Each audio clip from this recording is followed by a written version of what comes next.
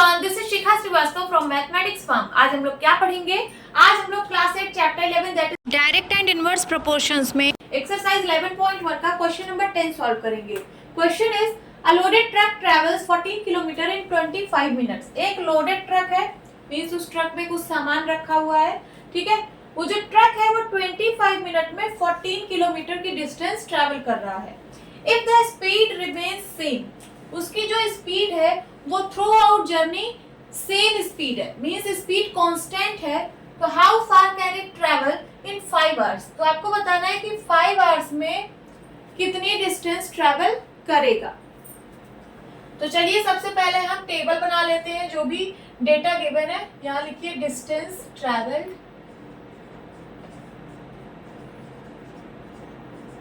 Distance travelled and time taken, time taken लिखते हैं।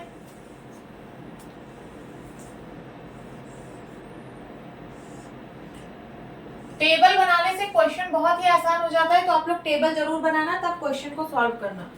तो देखिए 25 मिनट में जो ट्रक है वो 14 किलोमीटर की डिस्टेंस ट्रैवल कर रहा है।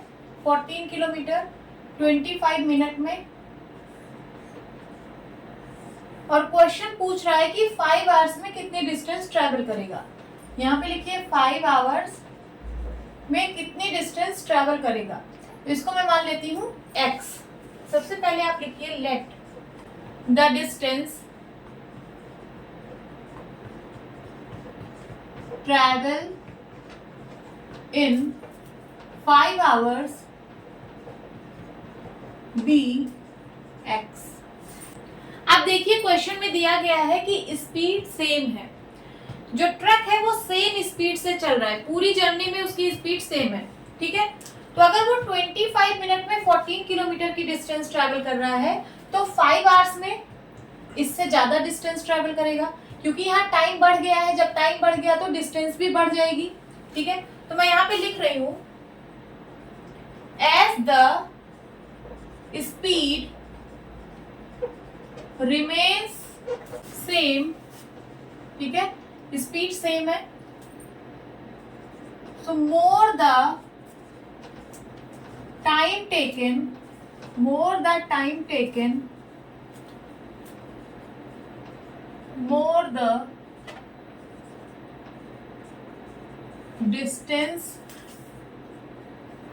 Travelled by truck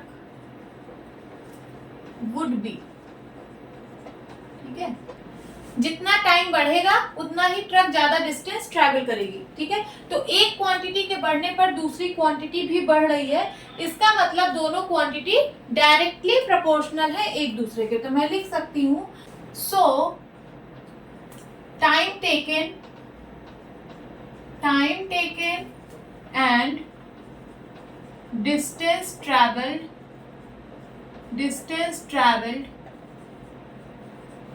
by truck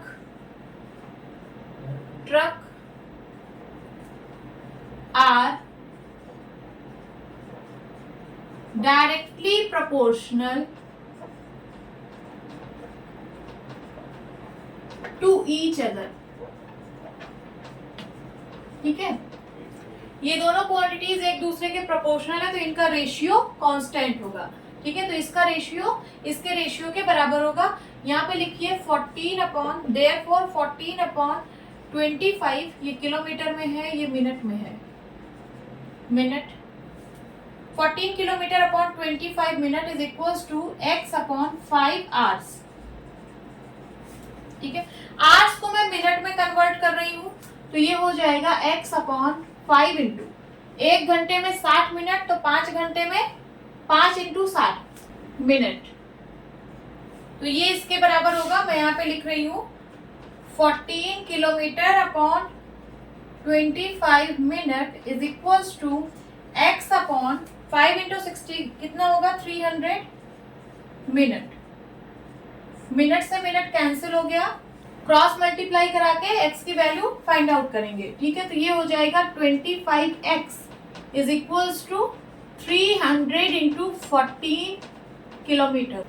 x is equals to 300 into 14 divide by 25 kilometre. Simplify करिए, 5 5 जा 25, 5 6 जा 30 एंड 0, 5 1 जा 5, 5 1 जा 5, 5 2 जा 10, ये आ गया 12।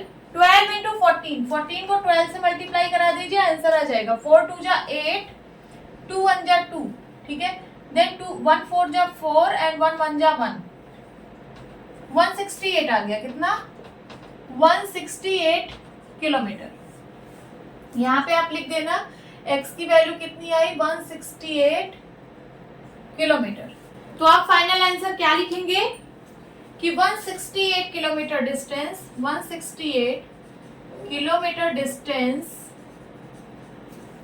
traveled by bus in 5 hours, in 5 hours लिख लीजिए। होप स्टूडेंट्स आपकी क्लास अच्छी लगी होगी। मिलती हूँ अपनी नेक्स्ट वीडियो में, तब तक के लिए बाय बाय, टेक केयर।